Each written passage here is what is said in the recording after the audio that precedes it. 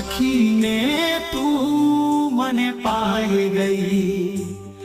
તને દૂરથી સલામ બેવફા તને દૂરથી સલામ